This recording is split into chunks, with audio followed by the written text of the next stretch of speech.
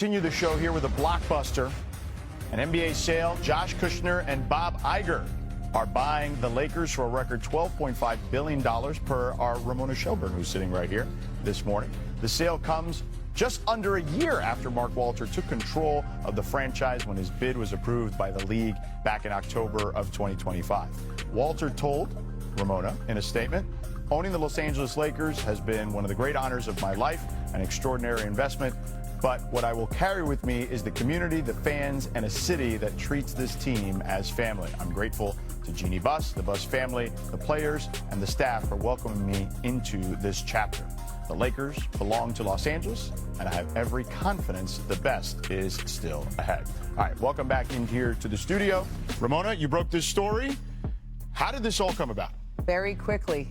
Josh Kushner and Bob Iger were involved in the bidding process and the expansion process in Las Vegas. Those numbers have started to go astronomically to a high level that they are smart enough to go, why would we pay this much money for an expansion franchise where we also have to spend another $2 or $3 billion to build an arena in Las Vegas without at least calling the Lakers and seeing if Mark Walter's interested in selling? And that phone call was made on Sunday, and over the next couple of days, they came to an agreement on this deal. Bob Iger he used to be our boss, guys. Yeah.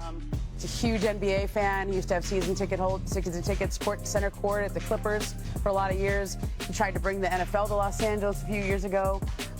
He's retired. He has time now, and I think this was a very savvy business move. And for Mark Walter, he had a day or so to decide, and he took the offer.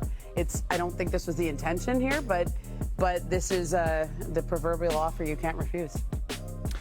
I've checked in with sources around the league, I'm sure, as we all have, and the biggest question mark I keep getting back to me is why? Is this somehow in relation to the investigation, the federal investigation going on into Mark Walter's other business interests outside of his ownership of the Dodgers and the Lakers and the Sparks? We're going to find out. We're going to keep asking these questions, but on its face, we can say, yes, that's a great job. You make $2.5 billion in 14 months. Yeah, he flipped the house very quickly. Exactly. Yes. But the way he talked about this team when he initially purchased it is that he was going to be basically the stakeholder for the rest of his career, the rest of his life. This is a legacy type of entity. This isn't a building that you just flip like a house, right? So there's some major question marks here, and I think there's also some question marks about the initial sale from the Buss family to the Walters, because 14 months later, $2.5 billion more it's worth. So maybe it was not the best decision in the time to sell it to the Walter. Well, it's worth more because of the expansion, right? So if your house, if the neighborhood, the house next to you sells for $10 billion, your house is worth more, especially if it's a legacy But brand. we didn't know about expansion 14 months ago?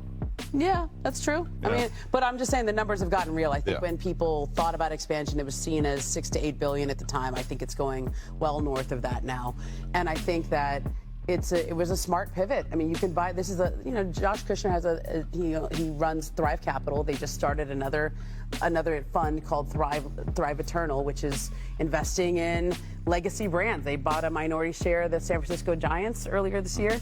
And I think this is a huge one, but I think the Iger part of this is really important because he loves the NBA. He was seen as a trump card by all the ownership groups in Las Vegas. Yeah. Everybody wanted Bob to be a part of their group because of how close he is to Adam Silver, because of all the deals that they've done, broadcast deals, but also he was instrumental in setting up the bubble, if you remember, in 2020. Right. Like, this has been a very close business relationship for a number of years. Obviously, the Q rating is pretty high from his time as an executive at Disney, and the fact that he was involved here, I think, really helps get this across the board. But so we don't confuse with folks at home, let's just call him an ace in the hole. Yeah. Not the other type of card. Yeah, for sure. David, go. Well, yeah, I mean, a big picture here. Like this is the Lakers. This is not usually how we talk about the Lakers. Are sort of more in flux right now, seemingly than I kind of would assume a team like the Lakers would be, right? Like you have owners who flip like an Airbnb. We don't know what's going on with Jeannie Buss. We don't know what's going on with the Pelinka and the folks in there. Like this seems like there's more chaos in the Lakers organization than you should. The Buss family is still have their, I believe it's between 17 and 18%. That's so not part of that will remain. That will remain. Okay. I don't know what happens to this agreement that she had with Mark, that she would be the controlling owner for 5 years. I think my guess is that goes with the sale. Out the window, basically. I don't think she has that same agreement with Bob Iger and Josh Kushner. I think this all happened very quickly.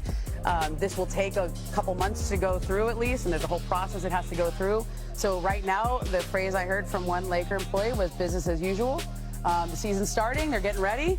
But Dave, you know this league. You know. So let me be big. Let me ask you guys this, and feel free to answer. Either of you or both of you. You said business as usual. How does this affect the status of the head coach, J.J. Redick, who, by the way, has, I would imagine, a relationship with Bob Iger, if I recall correctly, or Rob Pelinka and their job status? Are they having to prove themselves here now moving forward? I would expect so. Yeah. I mean, look, you buy a team, you're going to want to hire your own people. And the people in place are very good. So Mark Walter and his group just went through an evaluation process with everyone. They've kept people, they've hired new people, and I'm sure the new owners will do the same thing once they're in place and hitting the ground running. J.J. Redick got an extension after his rookie year as a head coach with the Lakers. By understanding, it aligns his contract with Rob Pelinka's and the understanding, I don't think Jeannie has the contract, but the 5-year window for her to continue to be the acting governor. I think J.J. Redick's probably in a really good spot here. I mean, Bob Iger was a Clippers season ticket holder when J.J. was on the team, and he was the number one was team his boss. And J.J. was working the finals game, so he's a good spot. But we'll have to see where all this thing goes. There's a couple names you should pay attention to. Okay. Chris Paul. Right. Very close friend of Bob Iger's. He's sort of a mentor to Chris Paul. Chris recently retired. He's available. Incredible basketball mind. I don't know what that means for him, but I expect they'll be talking. Yeah, Chris went to Bob's Disney offices to help him clear them out, put all the stuff in the boxes. So they're pretty close. Yeah, that is interesting. And, Luka Doncic, so we talked about JJ a second ago. I mean, JJ's now 2 years in, right, basically, or 3 years in, and he's got 3 different owners. Let's go back to Luka, though. Yeah, but Luka now has 5 owners that he's had in 2 years. Like, he's in Dallas with Mark Cuban, who sells to the Adelson family. And here's Luka's comment on Twitter today about this. By the way, the thing that sticks out the most to me, I've gotten used to big changes over the last few years. Well, I guess so. The Luka thing is I mean, we're starting the Luka era. I mean, the Luka era has been moving very slowly, partly because of the LeBron James thing, new ownership again. This guy is supposed to be your flagship player that you are building a Lakers franchise around. What we know about the Lakers, you get a guy like Luka to come into, you win a championship. That's what the Lakers do, and it's taken 2 years for them to even get out the gate with this Luka thing. Right. This is a big part of how they're going to move forward. Well, interesting, Dave, you had the story about a sense of urgency of this offseason, and I feel like they hit a good number of their goals, right? Maybe not all of them. Sure. So I would assume that urgency continues. Yeah, and thus far, I've checked in with a few sources who said that last year, when the Walter Group was in charge, they were still interacting with the Lakers the same way they were under the Buss regime. And so we'll see if that continues, and that would include Luka Doncic's representatives. Will they continue to go through Rob Pelinka and Jeannie, or will they be now establishing these relationships with Kushner?